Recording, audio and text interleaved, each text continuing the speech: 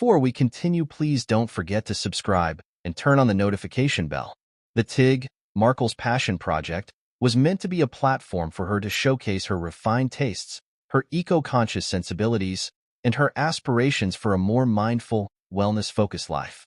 Launched in 2014, the digital publication quickly garnered a devoted following, with Markle's charming persona and impeccable aesthetic drawing in readers from around the world.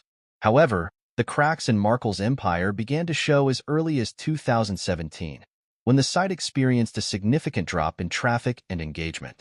Despite Markle's efforts to revamp the brand and introduce new content streams, the site continued to struggle, ultimately leading to its shuttering in 2018.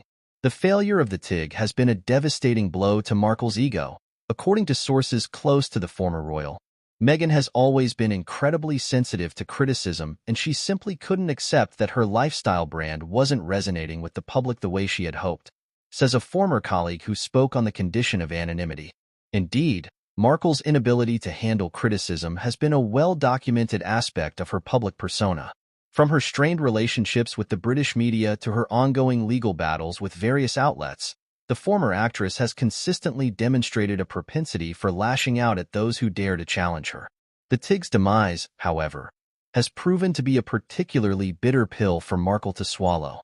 She poured her heart and soul into that brand, and when it didn't succeed, she took it as a personal affront, the source explains. She's had a hard time letting go and moving on. As Markle grapples with the fallout from the TIG's collapse, her personal life has also been the subject of intense scrutiny.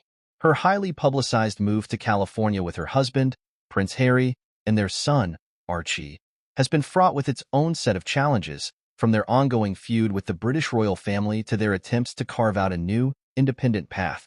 In the wake of the TIG's failure, Markle has made several attempts to reinvent herself and her brand, but these efforts have been met with mixed reviews.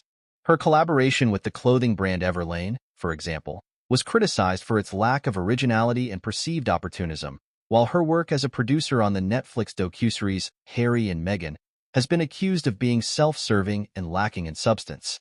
Despite these setbacks, Markle remains determined to prove her worth and cement her legacy as a successful, influential businesswoman.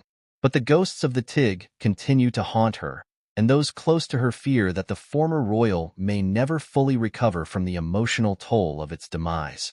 Meghan has always been driven by a need for validation and recognition, the source says. The TIG was supposed to be her shining moment, her chance to show the world that she was more than just a pretty face. When it all came crashing down, it was a devastating blow to her ego, and she's been struggling to pick up the pieces ever since.